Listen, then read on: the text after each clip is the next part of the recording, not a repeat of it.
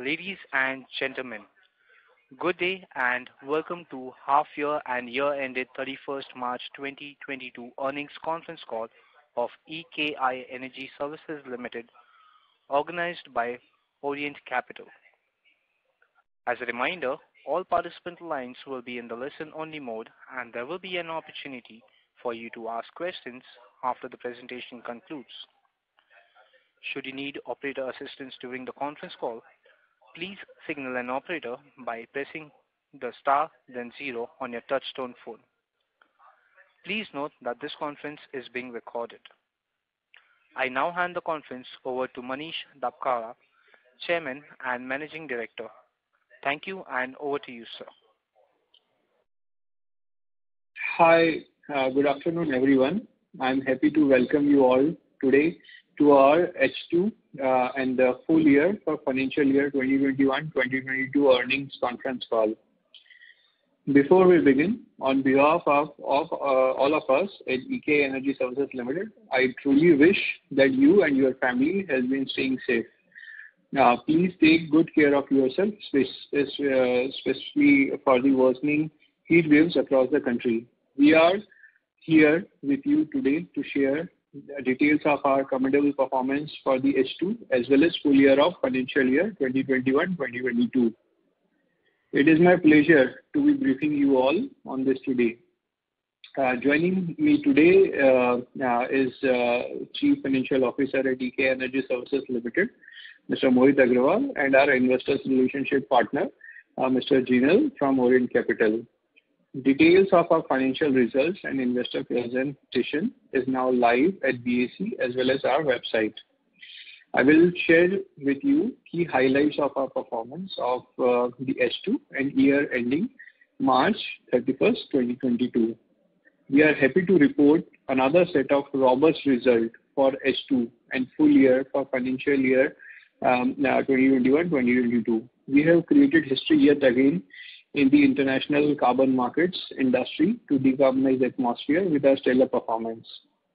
In 2022, we witnessed strong business momentum driven by higher demand and increasing carbon credit prices, which resulted in year-to-year stellar growth in revenue by 844%, EBITDA by 1937%, and PAT by 1951%. Our EBITDA margin have more than doubled for financial year 2022 now when compared to financial year 2021 due to the following reasons, which is the first one is higher demand in carbon market on account of voluntary pledges by corporates, commitment of governments across the globe for reduction of greenhouse gas emissions, industry-specific mandates like CORSIA, which comes from International Aviation Industry, and awareness programs that had been conducted at various nations for the local laws and regulations.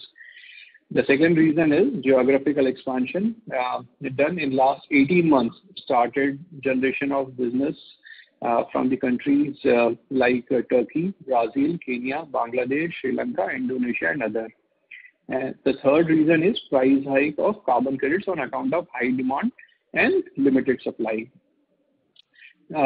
Quarter 4 performance was phenomenal due to the reason because the buyer community which are located at the developed nations, they are the last quarter, that is starting from October to December is the last quarter for them for their financial year, and which is a common industry trend that the number of credit requirement to buy to meet the carbon neutrality and net zero emission goals used to be higher, while the quarter 1, as per our Indian financial system, used to be the weakest one.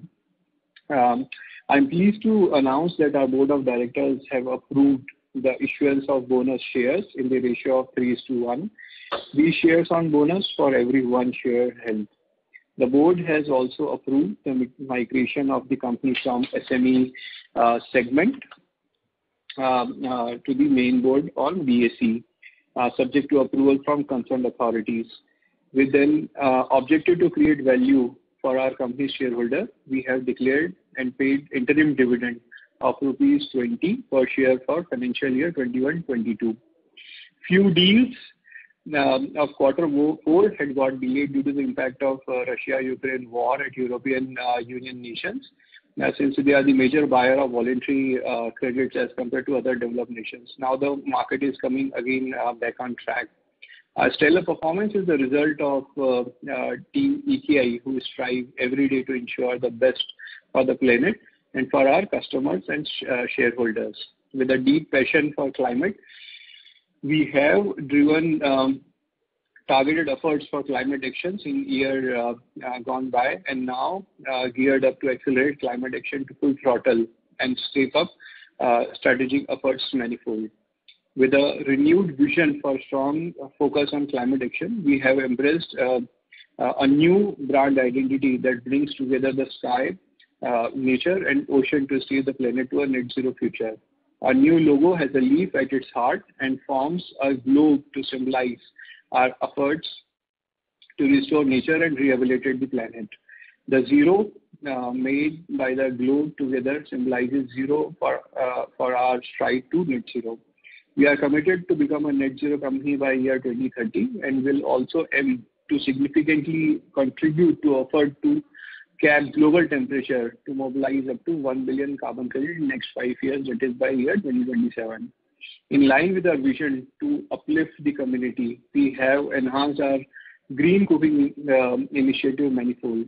We have ordered book of around 200 crores from global energy giants for implementation of improved cook stores in rural and tribal communities of India. From order in hand, we are expecting to generate around 14 million plus carbon credits in next 5 years, resulting in win-win situation of the community and environment at large. This count is expected to grow on multiple basis, future orders. Our subsidiary GHG Reduction Technologies Private Limited has also commenced its plant in Nashik to manufacture 1.2 million improved cook stores every year, and we have further planned to increase this to 3 million improved cook stores per year in a phased manner with aim to empower more homes and also enlighten the backward integration of the carbon credit supply chain.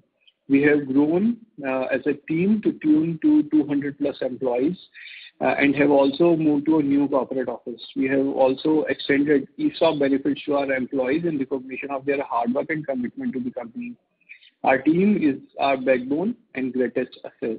We have a dynamic team of climate experts who are passionate to help restore the planet.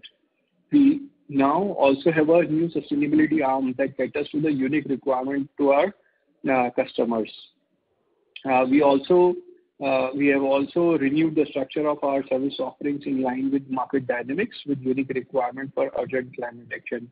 The new business verticals are community-based projects, which includes water filters, LED, biogas projects, apart from improved cook stores. And the second one is the nature-based solution projects, which includes forest, wetlands, mangroves, and sustainable agricultural practices. Consultancy for this project will be provided by our subsidiary company, Amrut Nature Solutions Private Limited, for which we have partnered with Shell Overseas Investment BV, Netherlands. In next 30 to 40 days, we are going to sign our first project of around 150 crores plus net investment. Net zero, the third service is net zero services and ESG services. Company is establishing a methodology under International Carbon Credit Program for green hydrogen projects and other innovative technologies, which as of now they are not able to get the registration because of the absence of the methodologies available to get the project registered.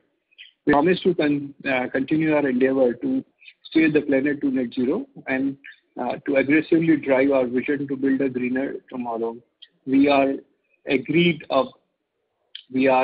up for yet another super year ahead.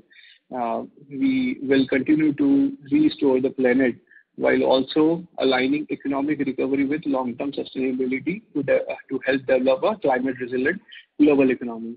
With this, I now hand over the call to our CFO, Mr. Mohit Agrawal, who will discuss the financial performance in detail with you all. Over to Mohit. Hello. Yeah, thank you, Manishji. for your kind information. I would like to say thanks to all stakeholders for their support, guidance, and mentorship. To get the start on financial results, for second half of financial year 2022, we posted revenue of 1163 crore, which is an increase of 83% as compared to first half of financial year 21-22. EBITDA stood at 359 crore, which is an increase of 130% as compared to first half of the financial year 2022. EBITDA margin stood at 30.9% versus 24.6%, and profit after tax for second half stood at 266 crores versus 117 crores in first half of financial year 2022, resulting in growth of 128%. PAT margin for second half of financial year is 22.9% versus 18.4% in first half of financial year 2022. Now coming to the full year financial performance of the company, we posted revenue of 1800 crore, which is a 844% increase as compared to the last period, which was at 191 crore figure. EBITDA stood at 516 crore, which is an increase of 1937% compared to same period last year. EBITDA margin has doubled, that is 28.7% as compared with last year 13.3%. Profit after tax for the year stood at 383 crores, resulting in a growth of 1951% as compared to last year. PAT is in the similar line that has been increased to 21.3% versus 9.8% respectively. With this, I would request the moderator to open the floor for question and answer. Thank you. We will now begin the question and answer session. Anyone who wishes to ask a question may press star and 1 on the touchtone telephone. If you wish to remove yourself from the question queue, you may press star and 2. Participants are requested to use handsets while asking a question. Ladies and gentlemen, we will wait for a moment while the question queue assembles.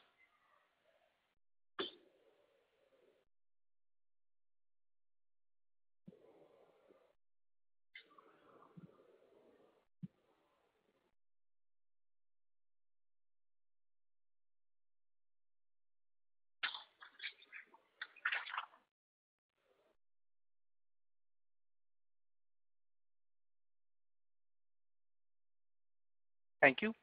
Our first question is from the line of Shubham Jain with HEM Securities Limited. Please go ahead. Hello. Good evening, sir. First of all, thank you so much for giving me the opportunity. Sir, I just want to know what is the main reason for this quarter why our revenue is coming down. I'm talking about especially on the quarter 2. Can you please repeat what are the numbers that you are asking about? Sir, I just want to know about quarter 4, why our company revenue was coming down in this quarter 4 as compared to quarter 3, December. Yes. So as I already covered during the speech, like the quarter 4 was had given the phenomenal performance as compared to other quarter 1 and quarter 2. While quarter 4, the numbers as compared to the quarter 3 are obviously used to be low because usually if you see the developed nations who are the major buyer of such kind of voluntary carbon credits, which are the kind of the voluntary carbon credits.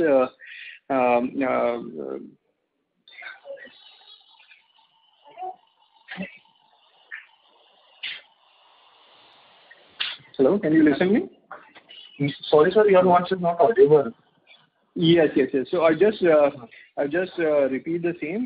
Yeah. So the numbers, the top line during the quarter 4 is less as compared to the quarter 3 because quarter 3 used to be the most strong quarter since the buyers which are located in the developed nations, their financial year ending used to be the quarter 4, that means which is the quarter 3 for as per the Indian financial system.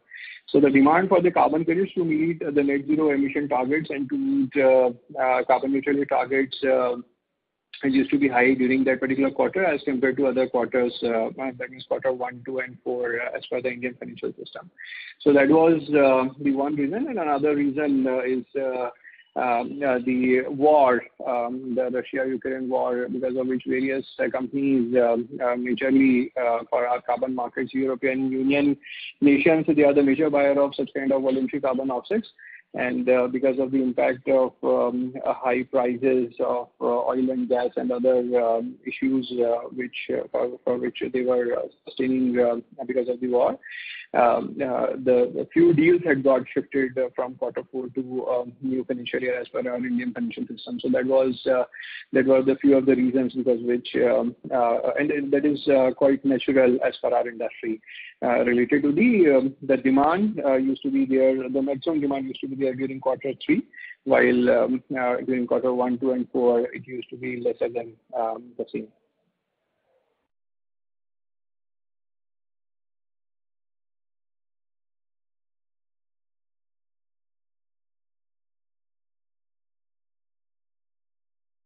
Thank you. Next question is from the line of Meet Sangoy with PL. Please go ahead. Hi. Thank you so much for the opportunity, and congratulations on a good set of numbers. Sir, if you can just break up the revenue for me in terms of the number of carbon credits sold, the volume of carbon credits, along with the carbon credit prices, that'll be very helpful. That is number one. And also, if you can give any guidance that you would have for financial year 23 for the volume of carbon credits. Yes. So during last financial year, the volume that we have supplied is around 55 million credits. During up to quarter 3, it was around 70 million, and during quarter 4, it was around 17 million. So around during last financial year, so 55 million was during 2021, and during 21-22 it was around 87 million. So that is around 60% growth was there in terms of the volume. During next financial year, we are expecting that 20% growth we should be able to achieve as compared to 87 million achievement during last financial year. And since the pipeline of the project that we are executing is very strong, so we are anticipating that it should exceed 20% growth as compared to last financial year. Right. So if we assume a 20% growth, so for financial year 23, we are expecting close to around 110, 120 million credits. Is that correct? Got it. And yes. Yeah.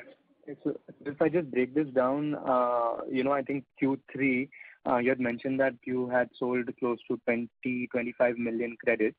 So in terms of volume, that has come off by maybe around 30-odd%. So the pricing more or less has remained the same for carbon credits. Is that assumption correct?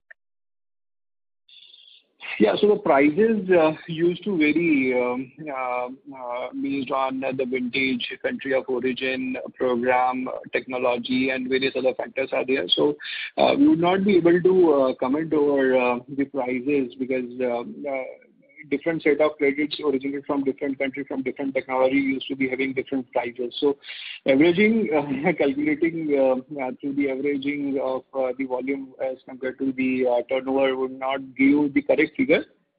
But yes, we are having strong focus on the numbers, like I said, on the volume numbers, and the value growth shall automatically will get yielded from the volume growth based on the international carbon market prices. Got that. Thank you. And my last question is on the cooking stuff subsidiary that you have. So if you can just break down the realization of, the 1 lakh units that you are selling, distributing per month, what kind of realizations and margins are we seeing in the cooking stove subsidiary? So cooking stove, as of present business model we used to sign contract with our parent organization, EKI Energy Services Limited, and the manufacturing on cost plus small margin basis we used to give orders to the subsidiary company. So most of the value used to get captured within EKI only, since we have to give comprehensive end-to-end services starting from manufacturing to distribution to getting the project registration, then verification, and then supplying the credits or selling the same into the international carbon market. So overall accountability used to be there over EKI only, and the majority of the value creation used to be there into the EKI Energy Services Limited only. Okay, got it. And the additional capex that will be needed to increase from 1.2 million to 3 million per year guidance for the cooking stars? Mohit, can you please cover? Hi, Miss. Good afternoon. As you have asked, and we have already told, as and when our order book will increase, we will increase the capacity of the cook stove manufacturing unit also, and that will come around 5 to 10 crores, which includes capex as well as operating opex also. It will range between 5 to 10 crores. Okay. So that will be for additional 1.8 million units. Yes, additional for 1.8 million. You are right. Okay, got it. I'll come back in the question queue. Thank you so much. No issue. Thank you. Thank you. Our next question is from the line of Nitin Patilal Mehta with Twin Earth Securities Private Limited. Please go ahead. Yeah. Congratulations, Manish and Mohit, for the great number. Hello. Thanks for your appreciation, sir. Yeah. Most of the questions, of course, you have already answered. I just wanted to understand, do you give any guidance for margins for the coming year? Will you be able to maintain the growth in the volume as well as the margins, or you will surpass that? Yes, thanks for your question. So margin is going to sustain. We do not see any pressure. And the 20% growth we are targeting internally in terms of volume, and obviously based on international carbon market prices, our top line will then get yielded. So the situation is quite attractive during this new financial year also. Right. Thank you very much. Thank you. Our next question is from the line of Nilesh Maurya with AMSEC. Please go ahead. Hi, sir. First of all, congratulations for a good set of numbers. My first question is with respect to the JV that you have announced. Could you give a little more highlight on what the role between both the parties are? Because in terms of what would be our role in contributing towards that JV? Yes. So the name of joint venture company that we have formed with Shell Overseas Investment BV Netherlands is Amrut Nature Solutions Private Limited. And EKI is having 51% shareholding, while our Shell Overseas Investment BV is having around 49% shareholding.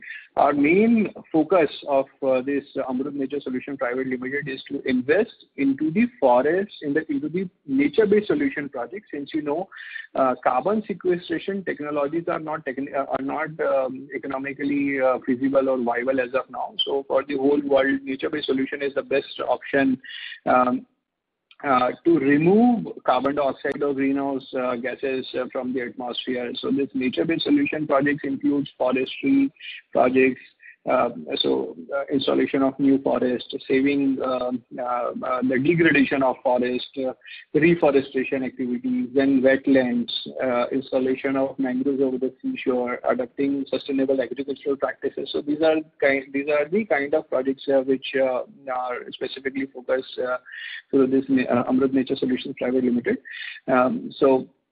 We will be doing two activities. One is giving advisory services to the other investors, either in India or abroad.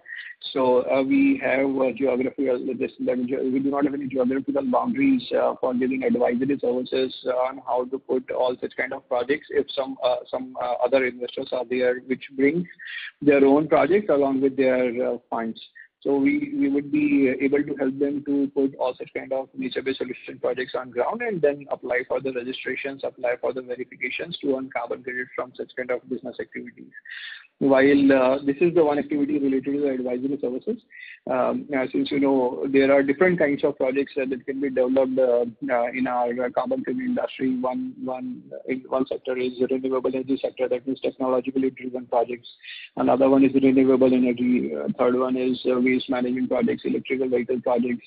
So these are all the technology-based projects, while the other, and we call them as carbon avoidance-based projects, while the carbon removal-based projects comes from the nature-based solution.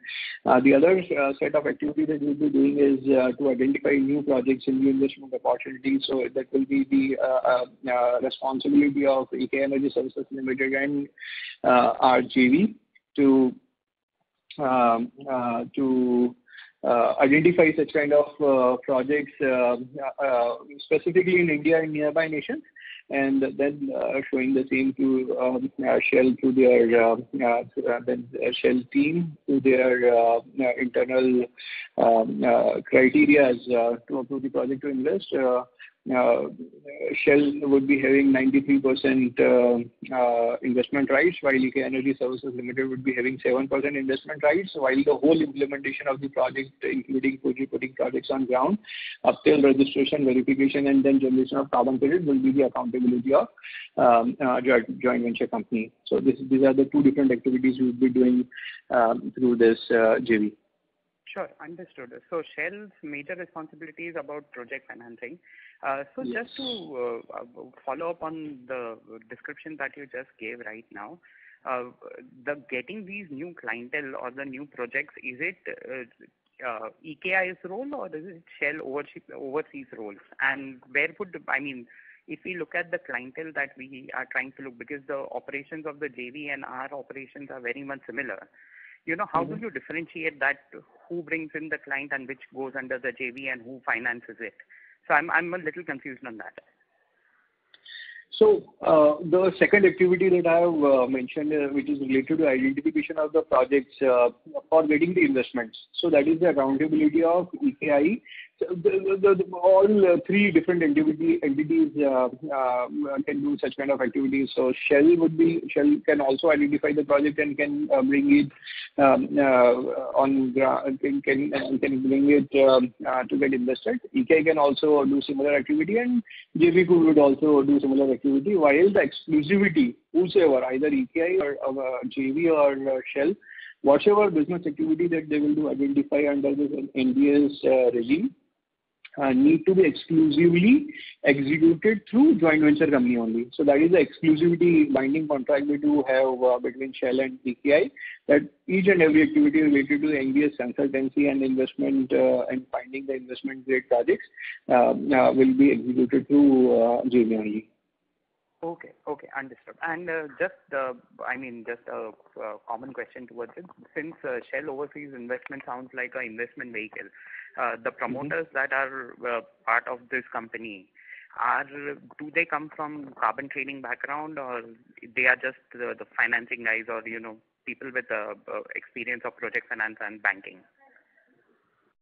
So the team with which we are in touch with, they are having such kind of experience related to the structured finance into the carbon credit industry, specifically related to the India's nature-based solution projects. So while Shell do various business activities, like overall group do various business activity related to trading of various environmental commodities and other oil and gas commodities. So that business vertical is quite different from this business vertical with which we used to handle, which we used to work on day-to-day basis. Okay, understood. And my final question on this is, in terms of carbon credit, we haven't not seen much regulation coming in India. So do you foresee any regulatory changes that might, like the ESG space is just building up? So do you see any regulatory changes that might be coming in, which would kind of give a boost to our business as well as, the whole sustainability space? Yes. So, as you know, in India, Ministry of Environment, Forest and Climate Change is the nodal agency for dealing with all such kind of issues at the national and international level. So Bureau of Energy, this MOFCC has given their mandate to Ministry of Power through the specific department that they do have under Ministry of Power is Bureau of Energy Efficiency. So Bureau of Energy Efficiency had got the mandate to establish a domestic carbon market in India. They are at the nascent stage. They had published few of the white papers, and now they had floated a tender for the policy formation, stakeholder engagement for establishing such kind of domestic emission trading scheme. So initially for first few years, we foresee that it will be voluntary nature, while it will get converted to the mandatory nature, similar to the other big emitters, which they do have, like the European Union emission trading scheme is one of the example. South Korea emission trading scheme is another example. China is also having their own emission trading scheme. Then South Africa, US, Canada, everyone, that means a few states, that means few countries, such kind of activities are at the matured stage, like the formation of emission trading scheme and operationalizing the same. While at few other nations like us, we are at the nascent stage of formation of such kind of activities. So in future, as of now, from last 2012 to year 2012 to 2022, for example, only the market that do exist for the credits originated from developing nations are the voluntary carbon markets. We call it as VCM or International Voluntary Carbon Markets. So this is the only market we do have, and if you know the growth that had been anticipated during year 2020, it was around 0.4. The market cap of voluntary carbon market was around $0.4 billion. During last 2021 calendar year 2021, it was around $1 billion. During 2030, it is anticipated through the market research company called as Trove Research. They had done research that by 2030, the market size only for the voluntary carbon markets, international voluntary markets, it would be around 10 to $25 billion. During 2040, it would be 40 to $115 billion, and by 2050, mid of the century, it would be around 90 to $480 billion. So this is the only market cap which may come from international voluntary carbon markets, while, as you know, each nation is planning to have their own domestic market, which during initial years, it may be in voluntary nature, then it may get converted into the compliance emission trading scheme, similar to the Korea or similar to the European Union. The other carbon markets which are arising through the Paris Agreement, Article 6 is Article 6.2 Cooperative Approaches Carbon Market, and Article 6.4, which is quite similar to Article 12 of Kyoto Protocol under the Kyoto Protocol. So called as the Clean Development Mechanism. So these are 5 different segments. So 4 segments are at the nascent stage. One is the domestic voluntary market, domestic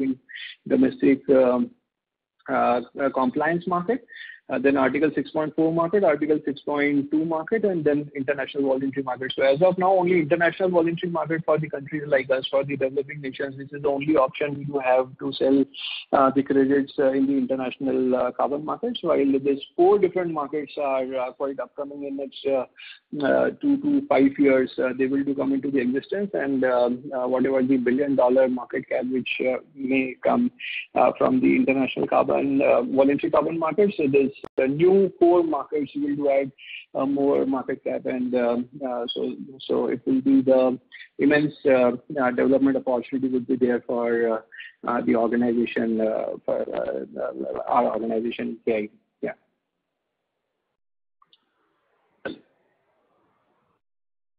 Thank you. Next question is from the line of Nirav Dalal with MIB Securities India. Please go ahead. Yeah, hi. Thank you for the opportunity. First, one clarification. You spoke about cooking stove. We have a 200 crore order book, and you said carbon credits of 14 million, more than 14 million over the next 5 years. What was that number? Yes. I just wanted a clarification on that. 14 million, right?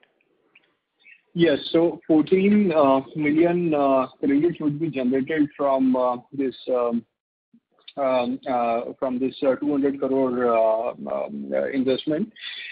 So each cook stove used to generate around 4 carbon credits. So if you divide 14 million divided by 5, it comes out to be around 2.8 million credits per annum.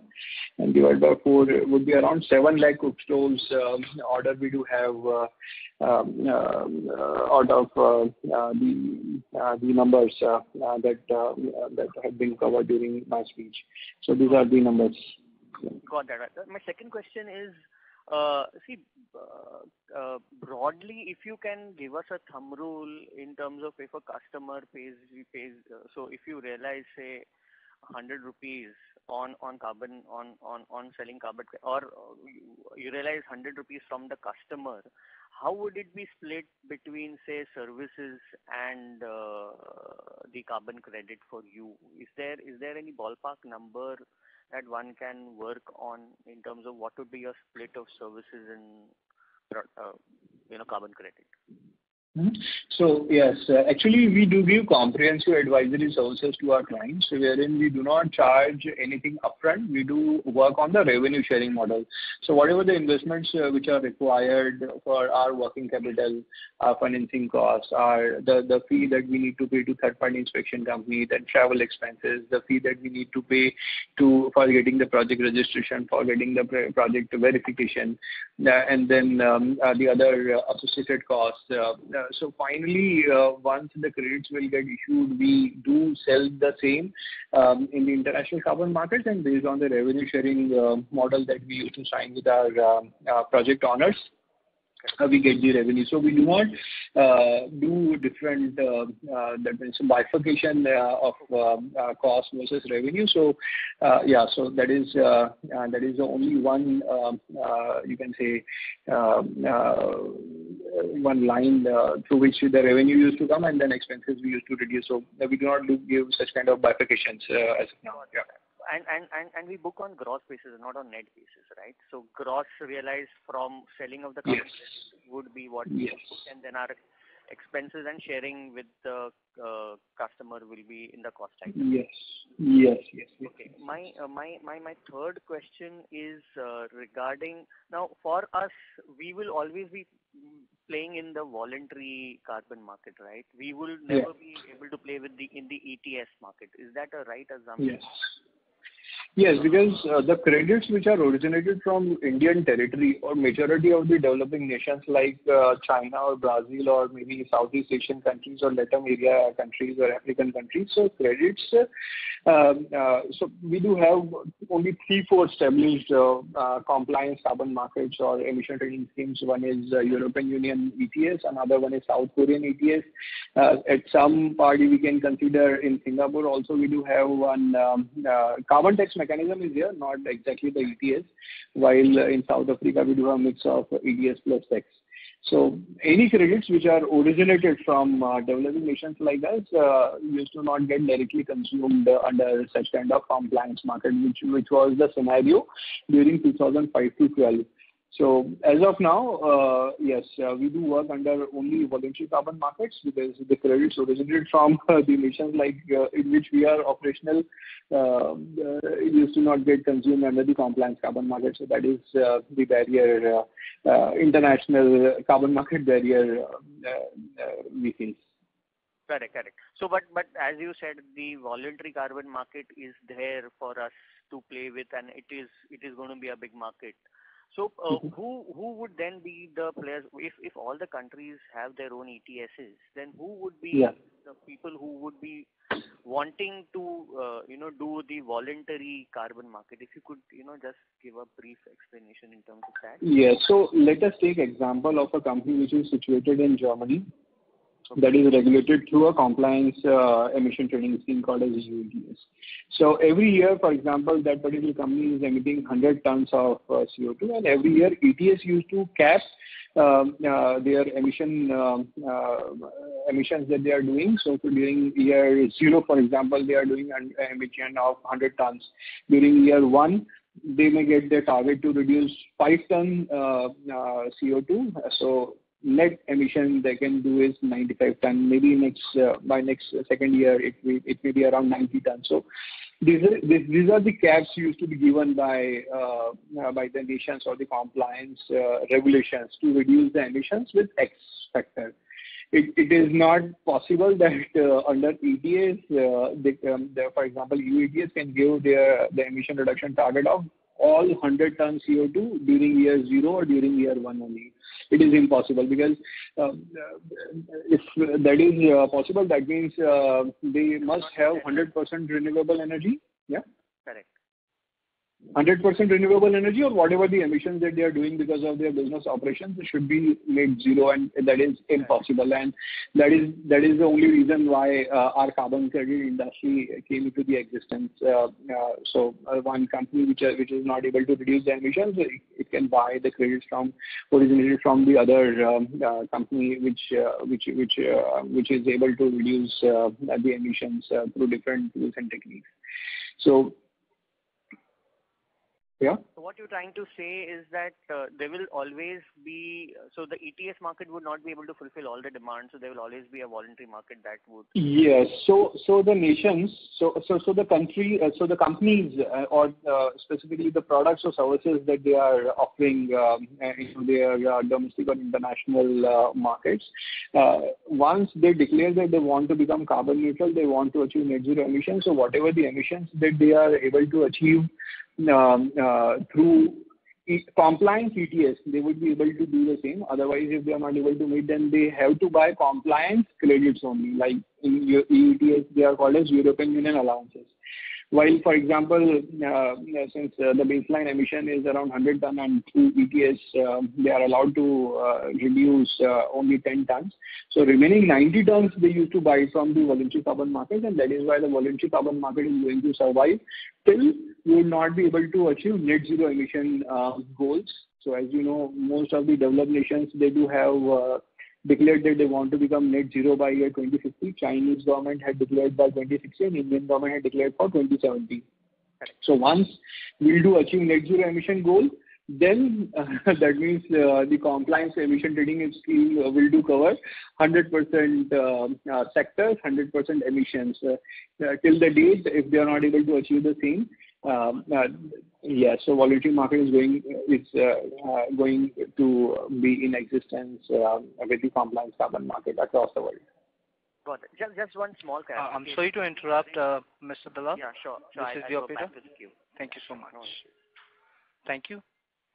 Next question is from the line of Venkatesh with IntroHive. Please go ahead. Hi, this is Venkatesh from Chennai.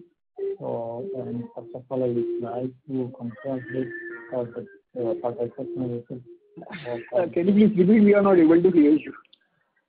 Hi, and am I audible now? Yes. Yes, and first of all, congratulations for the exceptional results for the financial year 21-22. And my question on the company subsidiaries. So far we have invested around 100 crores in the subsidiaries, and there is no revenue stream is not yet generated from these companies. And if revenue streams and how it will be the actual revenue stream, and will it be a carbon credit generation or by selling the product, cook stoves or LED bulbs like that? What will be the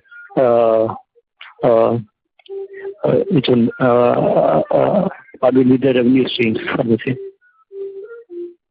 So if I understood your question correctly, the main revenue stream for us is giving the comprehensive advisory services to our clients, whosoever had invested in the renewable energy or the projects which are eligible to get the registration under different carbon credit mechanisms like Clean Development Mechanism or Verified Carbon Standard, Gold Standard, or Global Carbon Council, IRAC, TIGER. So there are various plethora of international emission carbon offset standards are there. So we do give comprehensive advisory services, and most of the revenue, majority of the revenue, more than 95% of our revenue used to come from giving such kind of comprehensive advisory services to the project investors, not only in India, while in other 40 nations we do have clients which avail our services. So while the recent development related to formation of two subsidiaries, one is Amrit Nature Solutions Private Limited, another one is the Reduction Technologies Private Limited. So the contribution from these two companies is you can say around 1 to 2% as compared to the parent company, the numbers that we are going to achieve through the parent company comprehensive advice services. So this is, I hope I would be able to answer the question that you asked. Yes, Manish, thank you. And the one of the final question is like, and what are the opportunities that will get open from the COP27? Yeah. So as you know, during COP26, the majority of the confusion had been cleared related to the existence of emission trading scheme, or you can say the carbon markets, which will do derive from Article 6 of the Paris Agreement, and the existence of the voluntary carbon markets. Now, during COP27, the major thing that may happen is related to the operationalization of Article 6.2 and 6.4. What are the modalities, which kind of projects can get registered under that particular Article 6 of the Paris Agreement. So all those modalities will do get cleared during COP27, and in fact, I think it may take another 1 year. During COP28, we'll be able to get all the modalities, forms, procedures, guidelines, everything related to the project, getting the project registration issuance, and then supplying of the carbon credits. While the voluntary market will do exist, coexist along with the 4 different markets that may come in next 1 to 3 years timeline. So so during COP27 will do bring good progress to the Article 6 carbon markets, while we do anticipate it may take another 1 year. By COP28 we will be able to have complete guidelines on how this Article 6 carbon market will do bring more business opportunities to the international carbon markets. Okay, Manish. Okay, thank you. Thank you for the answers. Thank you. Thank you. Our next question is from the line of Yash with Param Capital. Please go ahead. Hello. Hi, Manish. I would like to know that what exactly is the current pricing trend of carbon credits? So before, during quarter 3 of our financial year, the prices were at the peaks. So as you know, during May, actually the rise of the carbon markets had happened, and during up to December it was there at the peak. After that, during January, you see, or exactly during February, because of the war, the prices, if you see in the voluntary carbon markets as well as into the EU ETS, European Union Emission Trading Scheme, earlier to that the prices had reached more than 100 euros per European Union allowances, and then because of the war it came up to 60 euro, and now again it is around 90 euros. So that was the impact that we had observed at EU ETS, and similar is the observation we have found for the voluntary carbon market. So since EU ETS is EU ETS market is there at the uptrend, or you can say at the positive trend. Similarly, the voluntary market is going at the similar pace. Okay, so basically like the pricing trend is again recovering from the lows which were there in the Q4, am I right? Yes. Yeah. Okay, so like due to the Russia-Ukraine war, there was impact in demand as well as the pricing. Pardon? Due to Russia-Ukraine war, there was an impact not only on the demand but also on the pricing, right? Definitely. Okay. Secondly, I would like to know, like this 150 CR, what we are getting into the Amrit subsidiary. So what exactly will be like? What exactly are we going to do? Like obviously there would be a nature-based solution only, like either. but what kind of revenue generation do we expect from such kind of projects going ahead? Just a qualitative, I would like to know. Yeah, the contract is there at the finalization stage, and once all the numbers will get fixed, we will be able to give you the correct number. So we need to wait for some time to get the clear picture about that particular project. So very many projects are there at the finalization stages during this financial year, and we do foresee that good number of projects would be there. We would start those projects as soon as possible. And as you know, the technology-based projects can be implemented within 6 to 12 months time period, while the nature-based solution projects used to take too much time, around 2 to 3 years would be the period under which only the investment will do go, and then the carbon credits will do come. But once the carbon credits will do start yielding after 3 years, the technology-based credits, the technology-based projects used to get apply for the registration or verification for the period ranging from 7 years to 21 years, while for the nature-based solution projects, they are allowed to claim credits for minimum 30 years up to 90 years. So such kind of long-term sustainable supply is going to definitely help our sustainability.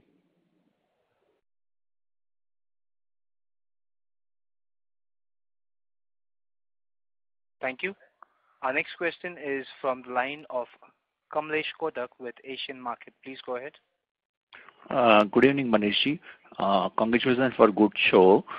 Sir, firstly, can you just help me again understand the number of units you sold? You said I missed it. How many units we sold this year and last year? So during just a minute. Yeah, so during 2020, 2021, it was around 55 million. During last financial year, it was around 87 million units. And Q3 and Q4, how much? During Q4, it was 17 million. And up to Q3, it was around 70. Okay. And we already have inventory of 140 crores. So what number of units are lying there? Around 8 million. 8 million. Okay. Another question, Manish, I wanted to understand that now that we have sizable amount invested in the receivable and inventory, so is it going to be the new norm now that if you want to grow the business, we will have to invest this kind of money in terms of securing the inventory first and then monetizing or raising it? How you see the working capital cycle will play out? So actually, the market, the buying market used to work like whenever the demand used to come with us, we must have some good portfolio readily available with us to supply. So during day 0, so it's a 3-day cycle. During day 1, for example, a buyer used to come. During day 2, they do say yes or no related to whatever the volume or inventory we do have. And during day 3, they used to decide, sign contract and supply the credit. So for that particular purpose, we must have some good volume readily available with us so that we'll be able to supply the same.